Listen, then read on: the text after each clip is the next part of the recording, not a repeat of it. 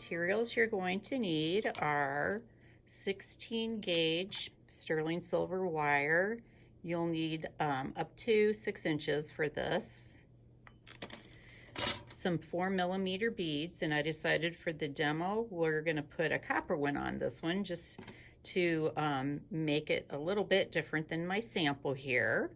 And you want to make sure these are 4mm beads. You want to make sure that the hole is large enough to accommodate your 16 gauge wires. You're also going to need some wire cutters, a hammer with a nylon end for work hardening and shaping the wire around the mandrel. You're going to need a pair of flat nose wires to hold on to it to wrap the ring.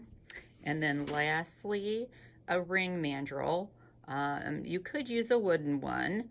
I prefer metal. That way you can hammer on your ring without leaving dents in your ring mandrel. You're also going to need a ring sizer of some kind to get the size of your ring so you know how big to make the band. You could, if you don't have a ring sizer, you could also use a thinner piece of leather cording or string to wrap around your finger and clip it the size of your finger, and then wrap that piece around the mandrel to check the size. Pliers. But you need a pair of pliers that has an 8 to 8.5mm barrel, this size on these pliers. And on these pliers, this one's a little bit bigger, but it will still work. If you don't have these kind of pliers, you could use a knitting needle that's straight, be a little harder to hold on to, but doable. Or you could use a pen that's, you know, round without marks in it to wrap your wire around, but something that's either 8 or 8.5mm to make the circle. If it's smaller than that, the little bead that we put in the circle, it's a little bit too tight to let the bead spin. You are also going to need a sanding stick. This one is just for natural or artificial nails. It's 180 grits on one side and 240 on the other. So the first thing I'm going to do is a ring that fits you and slide it on the mandrel and see where it falls to. On this one, if you can see that, it's right at it would be 10 and right at 10.5. I'm using a ring sizer, same thing. So sometimes it's a little bit of a challenge. So I'd say 8.5 is good for this finger. But I don't really care so much what the sizer says. What I care about is where this lands on my particular ring mandrel, and it actually, these are matched pretty well. Sometimes ring sizers aren't perfectly matched for the mandrel you're using, so you always want to slide it on the mandrel to double check and make sure. Next, you're going to take your 6-inch wire and line it up on your ruler. This ruler does not start on the end, so make sure you look to see where your 0 mark is.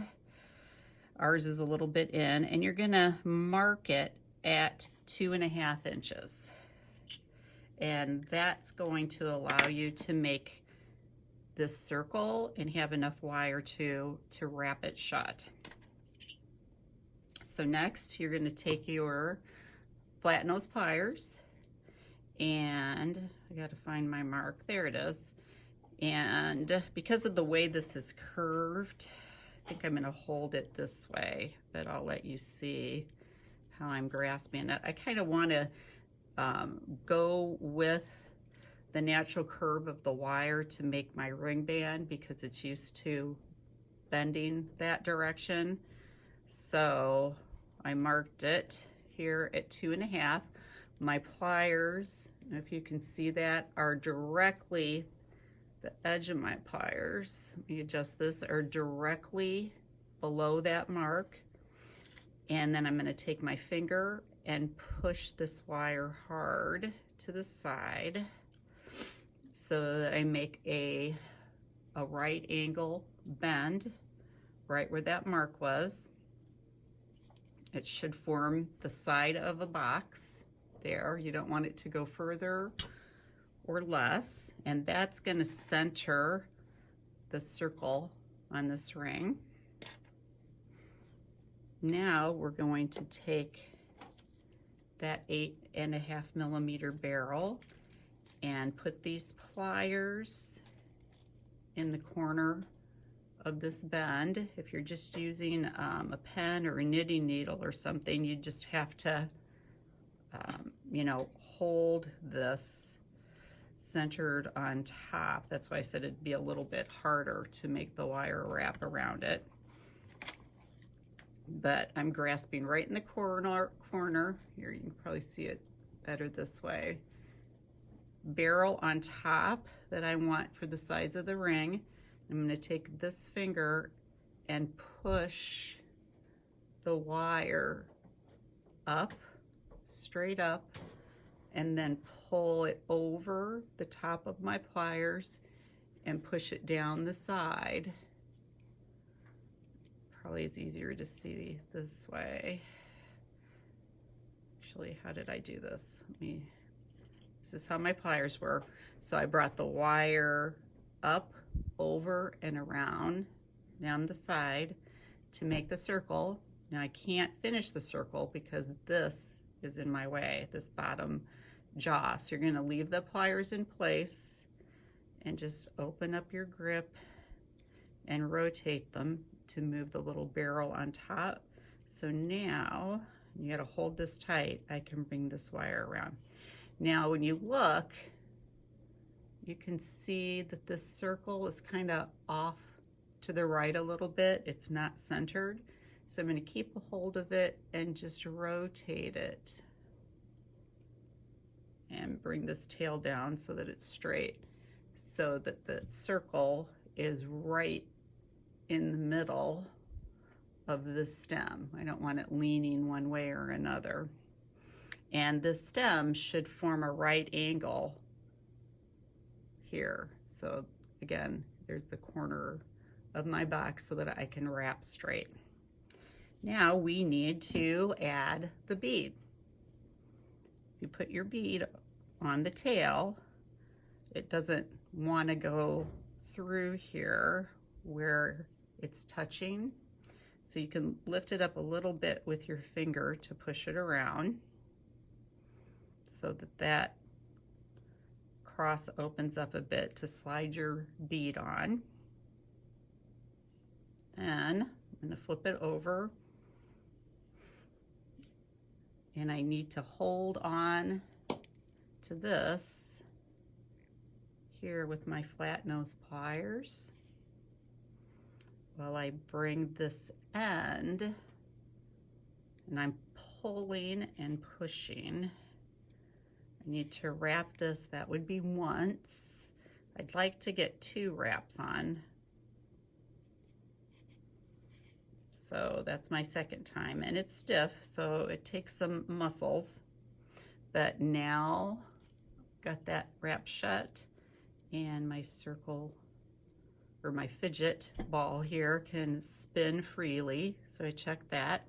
Now we can cut this remaining tail off. So these are flush cutters. You're gonna want to cut with the flat side here against the part of the wire that you're keeping, which is the part that's still on my ring. So I've got them wedged up right into that corner there. So when I clip, I don't have a tail. This is sharp, but we can file that later. And I think, actually, I think I'm gonna call this side the front. It really doesn't matter either way, but you want to identify what the front is. Since my tail's back here, I think I'm going to call this side the front that has the 2 clean wraps. And I'm going to grab my pliers again, and I'm grasping that circle in the center, and I'm going to push those wraps with my thumb and turn.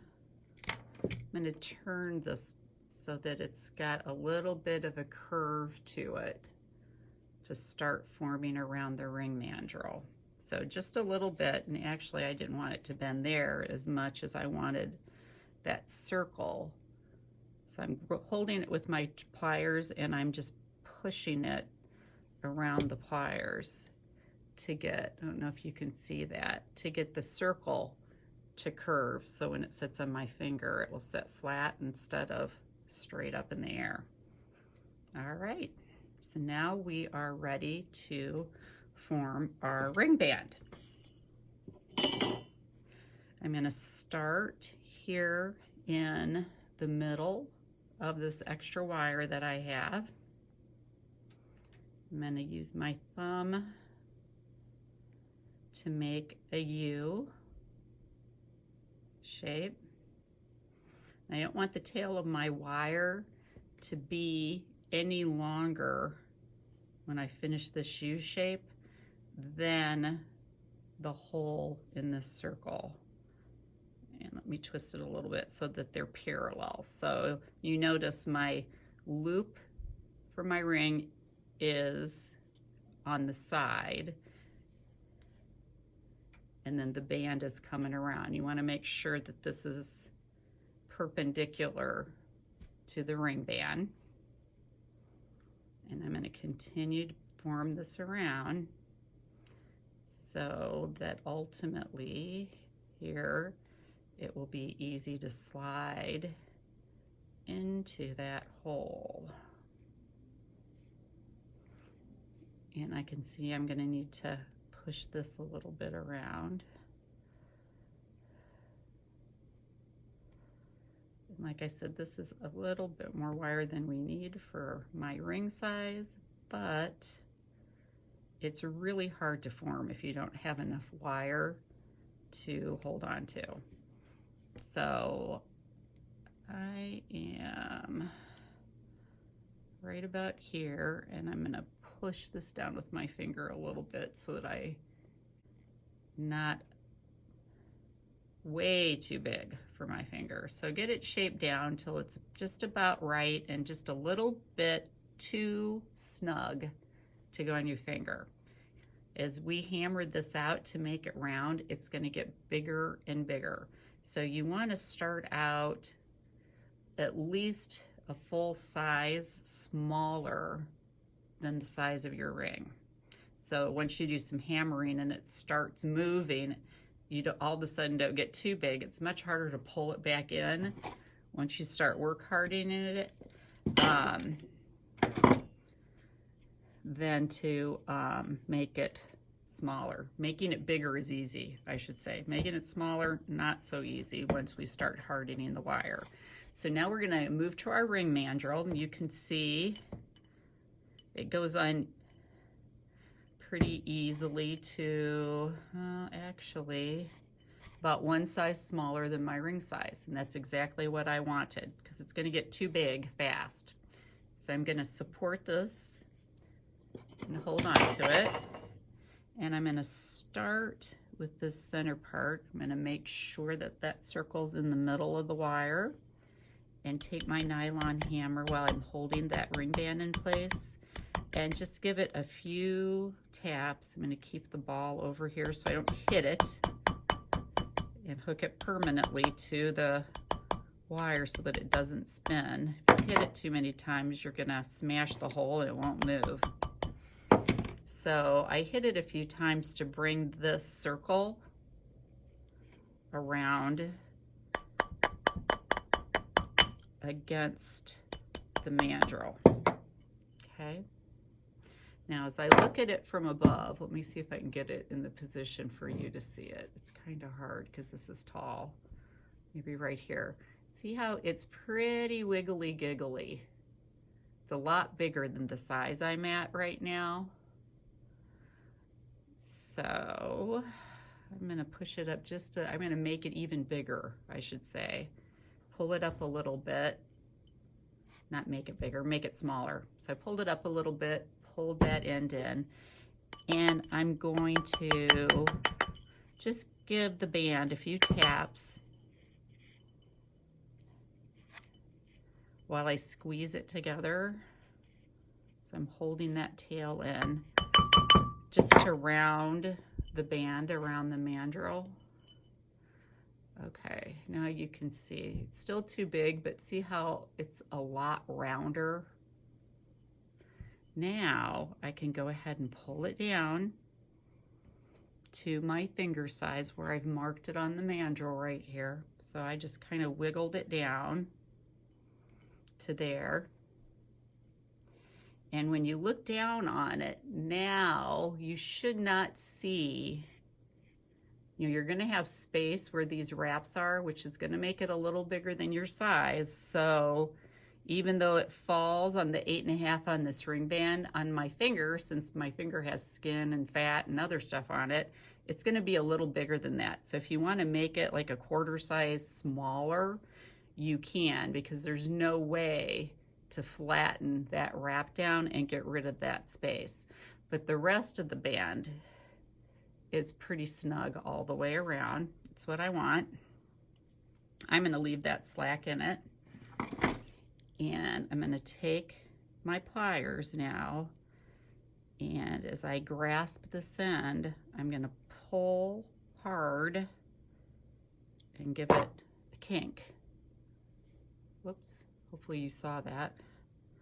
Not, I'll do it again. So I pulled hard and I kinked it over. Now it's not bent over so sharply that I can't take that out if it's in the wrong spot. I'm gonna slide it off the mandrel and I'm gonna try it on and make sure that's the right size before I bend this and cut it off, and then there's no going back. So feels good to me. And you might say, oh, but I want my bead fidget on the bottom. We'll just turn the ring over. Okay. So the size seems good. If it wasn't, I'd loosen this up again. Say I want it a little bit tighter. Move it up on my mandrel, loosen this up, pull, and it's hard to rebend, but not undoable. So I'm gonna pull up and push this down a little bit smaller. See what I've done here? I've got my circle pulled over just a little bit smaller, size-wise. So I can pull this guy over tighter. Okay, so I moved my bend just a bit. Now my ring is a size 8 instead of an 8.5. And honestly, if that's a little too tight, it doesn't take much tapping to spread this dead soft wire out a bit. That squeezes the wire flat, which gives you a little bit more length to make it just a bit bigger. All right, I'm happy with that. Got that bent over. So now I'm going to take my flat cutters. Actually, no, I'm not. I'm going to push this down all the way and give it a squeeze there. So my hook's crossed over, but it's not as long, and I've squeezed that join down. I'm going to take my flush cutters like that, so that the cut I'm making in the ring is, maybe this is a better angle to put it at, is tapered more to a point. So there we go. Let's see now how that end has a little bit of a taper on it. It's not quite as flat. let me pull it over so it's in line with the band. I've got just a bit of an opening here at the end. So I'm going to take my pliers across that and push that tail down hard against, so it's not open enough for my hair or whatever else to go in between that join. And my ring is done except for polishing. So I've got this sharp edge right here. Just use your sanding stick and file that little tail in there at about a 45-degree angle. So I've got this angled all the way around it to file the sharp edges off and make that all rounded. Done. Now I've got this cut right here from when I did the wraps.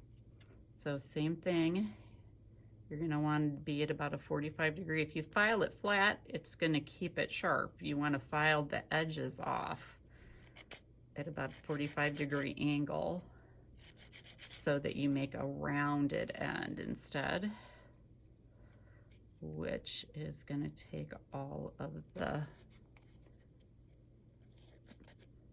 sharp sides off. All right, that feels good.